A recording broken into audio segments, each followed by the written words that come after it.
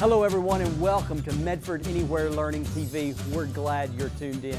We want to give a shout out to our friends at Southern Oregon PBS, KTVL, KDRV, and the Dove Network. Thank you for hosting us on your station. In the Medford School District, we have one shared vision, and that we believe that all are learning, and learning is for all. And what better place to do that than right here on Medford Anywhere Learning TV. Oh, hi there. Hey, I'm having some science fun with my Newton's cradle. This is a great example of the law of conservation of momentum. Also, it illustrates how potential and kinetic energy are related. So if you don't know about that law or those terms, then don't worry, because on today's episode of Science Rewind, we'll learn about those very concepts and probably a few surprises along the way. So sit back, get ready, and let's go in 3, 2, 1.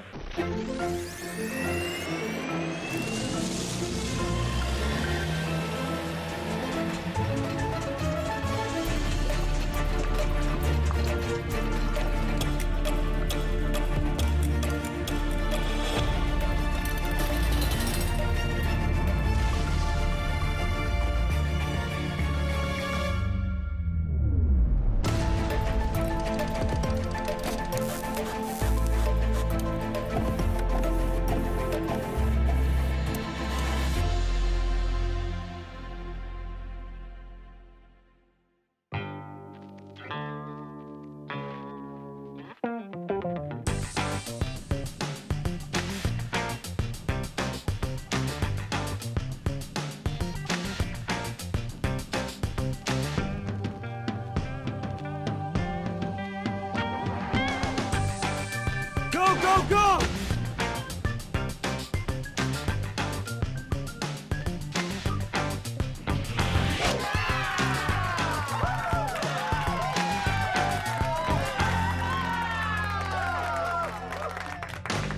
Welcome to today's episode of Science Rewind, where I rewind the science for you. Today's topic is the conservation of momentum and how do Newton's 3 laws of motion interact with momentum. Well, if you recall at the beginning of our episode, I showed you how Newton's cradle is a great example of the conservation of momentum. It really speaks to Newton's third law, which states that for every action there is an equal and opposite reaction. What does that mean? Well, let's take a look. As we look closer at the Newton's cradle, we can see the 5 balls in motion. Momentum can be defined as mass in motion. All objects have mass, so if an object is moving, then it has momentum. The formula to measure momentum is mass times velocity. When you multiply mass and velocity, the end product is momentum. As each outside ball strikes the center balls, momentum is being conserved. When the outside ball is at its peak arc, that's when it has maximum potential energy and the least amount of kinetic energy. As the ball continues downward and strikes the center balls, it is then at its maximum kinetic energy and its least potential energy. The mass of each of the balls doesn't change, and the velocity of one ball hitting another keeps the same momentum, which is being conserved. When we say that momentum is being conserved, it means that as the balls move, energy is transferred from one ball to the next, and no momentum is lost in the process. Eventually, the kinetic energy is transferred into the table as sound and thermal energy. Over time, friction will slow the balls until they stop. The Newton's cradle is a great example of the conservation of momentum. Well, we're in the gym now, and joining me are 2 special guests, my daughter Maddie. Hi there. And my son Ben. Hi, everyone. So they're going to help me show you how conservation of momentum works in a vertical display. But before we talk about that, though, we have to talk about potential and kinetic energy. So pop quiz time, Maddie, what's potential energy? Well, I'm pretty sure potential energy is stored energy. Yeah, that's great. And Ben, what is kinetic energy? Kinetic energy is energy of an object in motion. That's great. Makes a science dad proud. Now, here's the thing about that. I know that these three balls are different in size or mass, Ben's basketball, my dodgeball, and Maddie's tennis ball. The question, though, is this, is if we drop them from the same height at the same velocity, which ball will bounce up higher after it hits the ground? Now, remember, we're talking about conservation of momentum, and when the ball hits the ground, it's going to transfer its energy into the ground and bounce back up. So let's ask Ben. Ben, what do you think? I think my ball's going to bounce the highest. I mean, it's a basketball. I think Okay. it's designed to bounce high. Okay, and Maddie? Well, mine is really small and doesn't weigh as much. So I'm pretty sure this one will go pretty high. Yeah, it could. Well, this is a dodgeball, and I know these can bounce really high. So I'm thinking that my ball will actually bounce higher than your two balls, the basketball or the tennis ball. So let's find out. Let's drop them and see which one has more kinetic energy. So we'll count down. We'll go 3, 2, 1. We'll drop the ball. You guys ready for this? Yes. Let's do this. Here we go. Okay, on 1. Ready? 3, 2, 1. All right. So which ball bounced the highest? I think the kickball bounced higher, but I'm not sure. What do you think? Mine didn't bounce very high. Yeah, well, I think the kickball was actually higher, but you know what we need to do is a science rewind. The balls were dropped from about 4.5 feet. Even though they didn't start from the exact same height, we can see that the kickball had more kinetic energy because of the material of the ball. In fact, kinetic energy is directly proportional to mass. The basketball has more mass, but the kickball hit the floor with greater elastic energy. The tennis ball had the least amount of kinetic energy because of its smaller mass. So how can we increase the kinetic energy in the three balls? Well, there's this thing called the Galilean cannon, which is a famous experiment that Galileo did with 2 balls. It can also be done with 3 balls. But what he showed was that the energy is being transferred or conserved in the balls and going from one ball to the other. So come on in closer, guys, and we'll show how this is. So we know the basketball it feels like it has more weight and more mass. The kickball has a little bit less mass, but it's more bouncy, the material. So you hold that. And the tennis ball is definitely smaller, less mass, but a little bit harder, more compact. So my question is, if we drop all 3 balls at the same time, okay, you might want to back away a little bit, guys. What's going to happen with the 3 balls? So let's find out. Ready? Here we go. 3, 2, 1. Whoa! Did you catch that? Let's rewind that and watch it again. As the 3 balls are dropped, the basketball and kickball are transferring their kinetic energy into the tennis ball. The kickball acts as a trampoline for the tennis ball as it slams against the basketball. All of that force helps to propel the tennis ball into the air. This is an example of the conservation of linear momentum.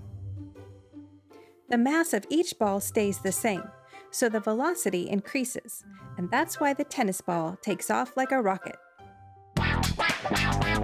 So now we come to Newton's second law of motion, which states that force equals mass times acceleration.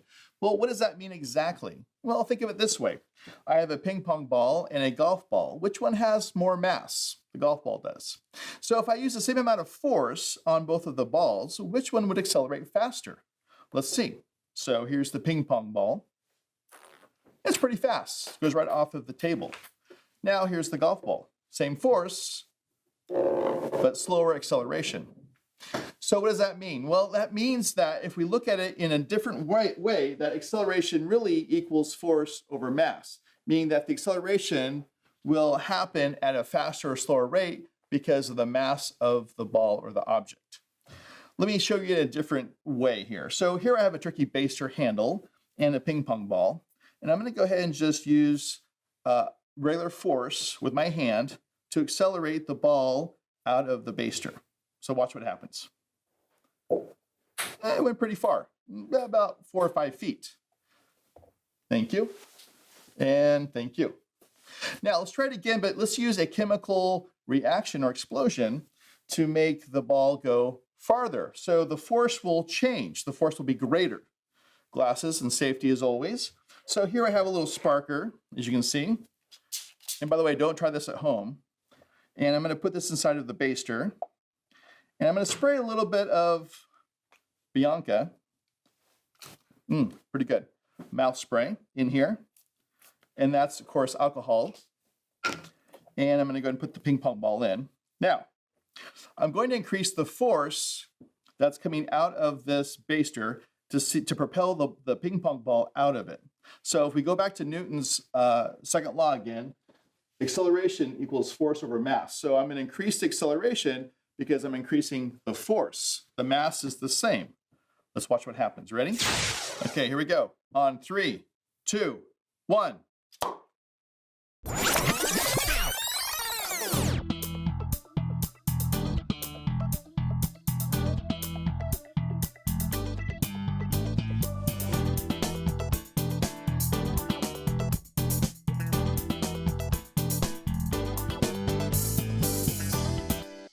So as you can see, we increase the force of the ball as it propels out with an explosion.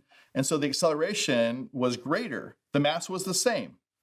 But let's do this on a bigger scale. Let me call my friend Steve really quick. And he's a science teacher. Hold on. Hello? Yeah. Hi, Steve. It's Greg. Hey, can you bring over your cannon that you have? I think I could. Awesome. Okay. Yeah, I'm going to talk about Newton's second law of motion. But what is... Great. All right. I'll see you there. See you there. So joining me right now today is my friend Steve Holst, who is a science teacher. And Steve, you brought some gadgets with you to help illustrate Newton's second law of motion. I did, Greg. I brought a couple. I thought we'd have some fun with it, okay? Sounds great to me. All right, so first thing we'll try is this. I call it a tennis ball cannon.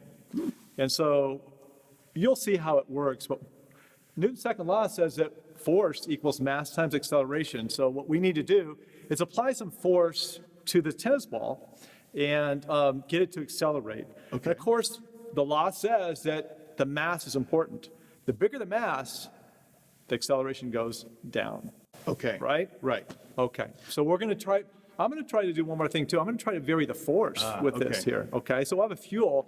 My fuel is, believe it or not, is going to be propane. Propane. And I'm going to try putting different amounts of propane in here to find out what happens to the acceleration when we change the force. Okay. Sounds great. Well, let's do it. Let's do it. Okay. As Steve prepares to fire the tennis cannon, he carefully loads the barrel, pushing the tennis ball about a third of the way down. He's careful to leave enough space so the gas can expand after ignition. For the first test run, Steve will be using a 4-second burst of propane. So we have a sparker on the other side. The sparker here is going to, when I push this red button, it's going to go ahead and spark the propane gas, which is flammable, and create a force, which is going to accelerate our mass, which is the tennis ball. Here we go. 5, 4, 3, 2, 1.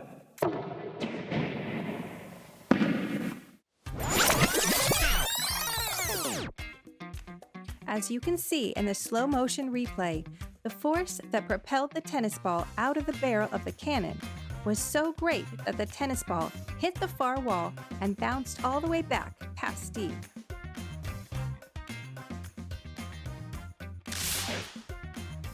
All right, so that went pretty far. We had good acceleration that time.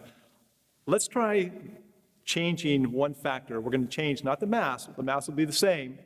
We use the same tennis ball, but this time we're going to try changing the force and see what that happens to the acceleration. So instead of using 4 seconds of propane, this time we're just going to try 2 seconds and see what happens.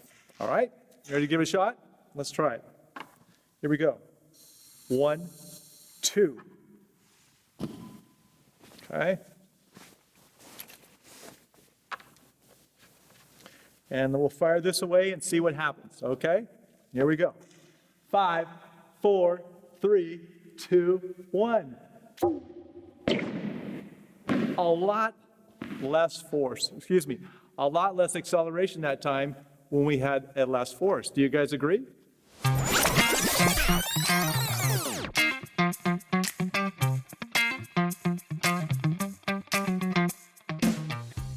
Steve was right.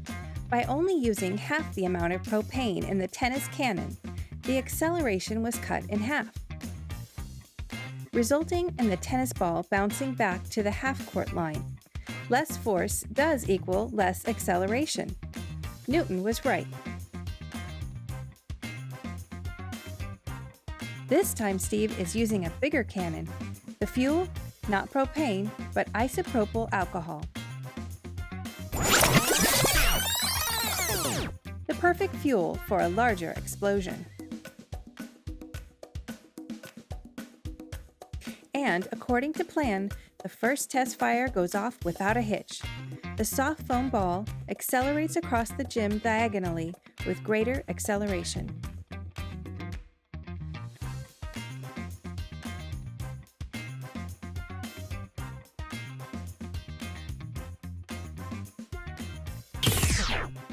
Nerf ball fired pretty well.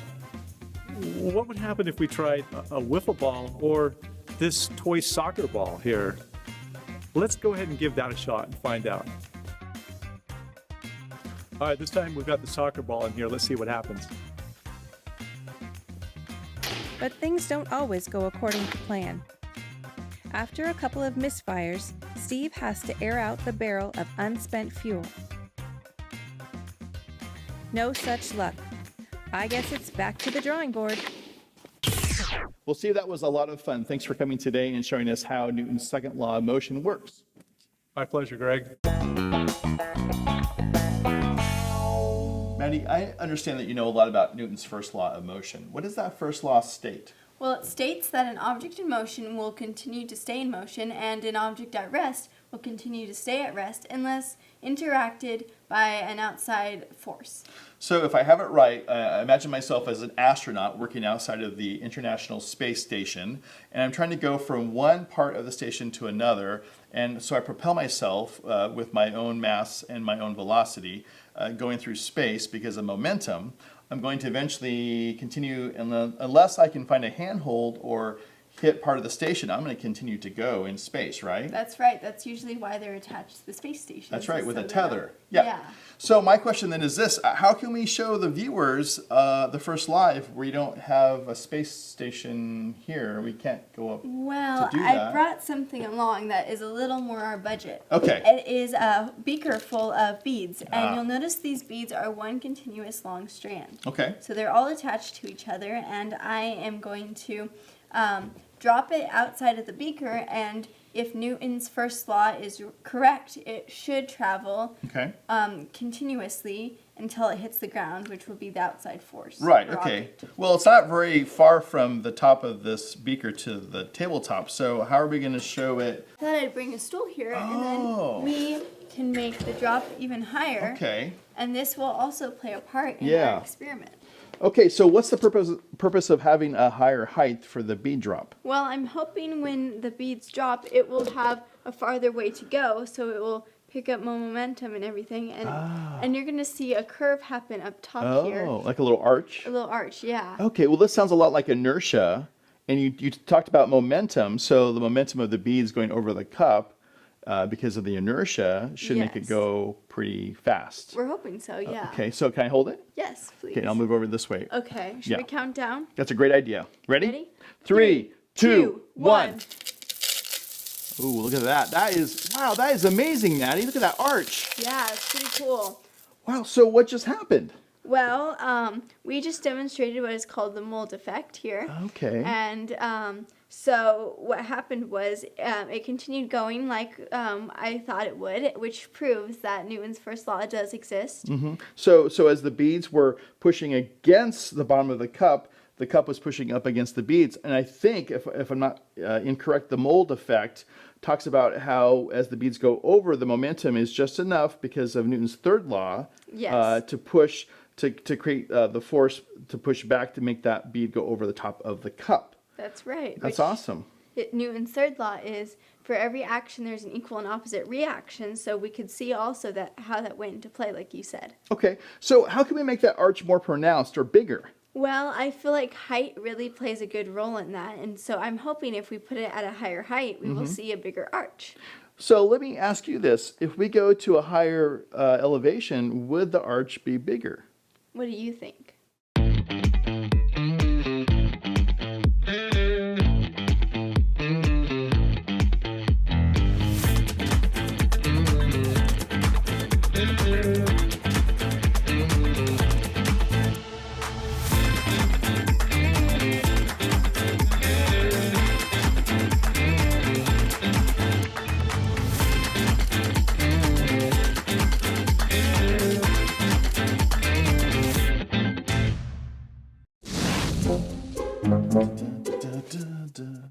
Hey, I'm pretty good. Hey, what are you doing there? Oh, hey, Ben, I have the best magic trick for you. Okay, now watch. Guess which hand the coin is in. Ready? Yeah, that's right. Okay. Well, do you have a trick that's more impressive than that trick? Actually, I do. So, I have here a glass, Okay. a paper plate on top, Yeah. and then plastic container and a tennis ball. Okay. And what do you have planned for this demonstration here? Well, I thought this would help us demonstrate the concept of inertia. Oh, Newton's first law of motion. Yeah. Excellent. So how does this work? Well, so I'm going to hit this paper plate here. Do you think that that I can just hit this paper plate and that this tennis ball will drop into the glass below? Straight down. Let me see here. Without touching the tennis ball. Without touching the tennis ball, just the plate. Ben, I think that's scientifically impossible. Well, Yeah. watch and see. Okay. All right, on the count of 3, I'm going to hit this paper plate. 1, 2, 3. That is pretty impressive, actually. So, inertia caused the ball to go down into the cup. How does that work? That's right. So the tennis ball had inertia, so it wanted to stay at rest. Yeah. So I hit the paper plate and caused that to move out of the way when I Okay. applied a force to it. But Oh. the tennis ball didn't have the force applied to it, so it just was affected by gravity. It wanted to Right. go straight down into Right. the glass below. So the object, the tennis ball wanted to go straight down because of gravity. Force was straight. Okay, got it. So that makes sense to me, but that's pretty impressive. Do you have anything else that's even more impressive or just as impressive? Well, I do have this funny looking thing. Okay, what's that? Well, it's called an inertia hat. Okay, So how's it work? let's try it out and see. I have to wear it? Mm-hmm. Okay. So what's the point of the two balls? Well, if we apply a force to the balls, Yeah. Oh. they stay in motion because of Newton's first law. Oh, that's right. Well, my head's like the sun and these are like planets. And I'm guessing that being bald helps with the friction part. Cool. So if I move around, what will happen with the two balls? Well, hopefully, if they'll stay at rest, Yeah. when you move around, the balls will continue to stay at rest and they won't move with your head. Okay, let's find out if that's true. Ready? Here we go. Yeah, I'm gonna go and rotate around. Whoops. Oh, so you gotta put it on top of my head here, make sure it stays. All right. Try this again. This is science, it's not always perfect. And so I'm moving around. Yeah. Hey, it works out pretty well. That's cool. So Newton's first law says again what? An object in motion tends to stay at motion, and an object at rest will tend to stay at rest. That is cool. So inertia and friction kind of go hand in hand, it sounds like. Yeah, so the first law is basically talking about inertia. Yeah. Because the balls have inertia, they want to stay in motion if they're in motion, and they want to stay at rest if they're at rest. But friction can stop that. So Yeah. the reason the balls eventually stop is because of friction with Okay. that point of contact on your head. Well, can somebody make this at home, you think?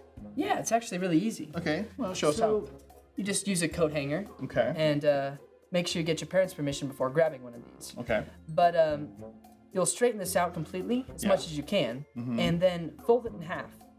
And then you'll take the two ends here and bend them in like this. Okay. And then So you it's, just it's like an M. yeah, yeah. like an M shape. Yeah. Okay. And then you need to have foam balls or something to attach to the ends. Okay, that And makes this sense. provides a little bit of mass. Okay. So let's see. And it just here. goes in. So I think if these balls were heavier, it'd probably be heavier on your head, right? So the lighter the better, probably. Yeah, That's great. Okay. And then should I just try to see if this works, if it's balanced? we'll see. Okay, let's see here. Well, it feels like it's a little bit to the side. Yeah, so it may not be balanced the first time. Okay. So you have to balance it in your hand and adjust okay. parts of the wire to see if you can get it to balance. Got it. Yeah. Well, Ben, thanks a lot for showing us Newton's first law and inertia. And this has definitely been a fun experiment for me. Yeah, so try this at home.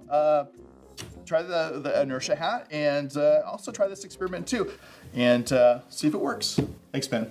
Yeah, you're welcome. Well, that wraps up this episode of Science Rewind, where I rewind the science for you. Today's topic was the conservation of momentum, and also how does Newton's 3 laws of motion affect momentum?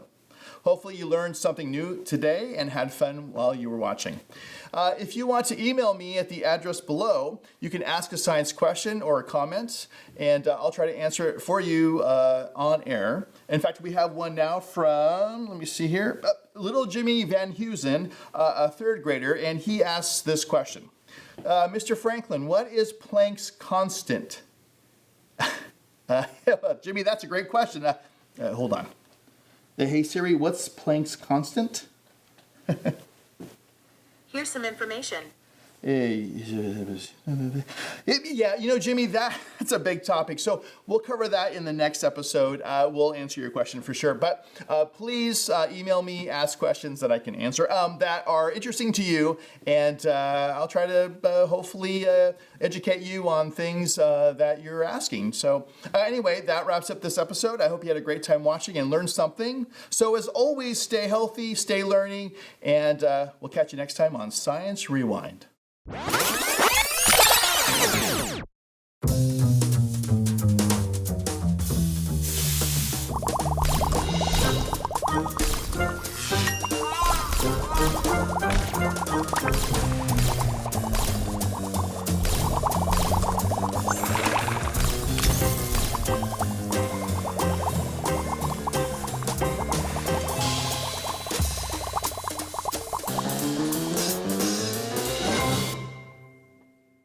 You still watching? Good for you. They ought to really market these things. Thanks for tuning in to Medford Anywhere Learning TV. Medford School District is a place where all are learning, and learning is for all.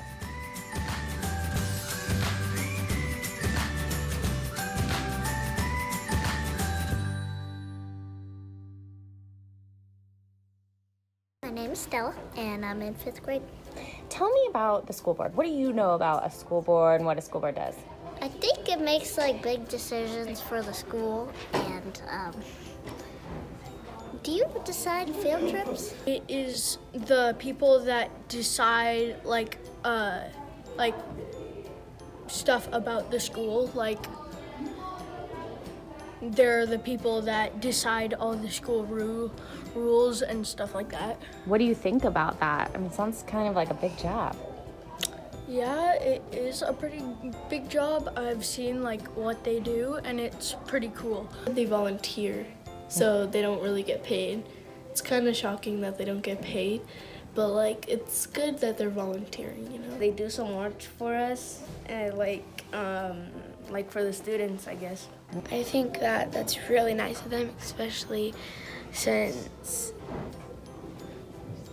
I just think it's really nice because a lot of people don't take the time to do that in their day, and a lot of people don't care that much about other people. I like how they all like make a decision by listening to each other's ideas and correcting each other's ideas. Keep doing that if you want like the world to be a good place, and maybe that might encourage some kids when they grow up to be a teacher too.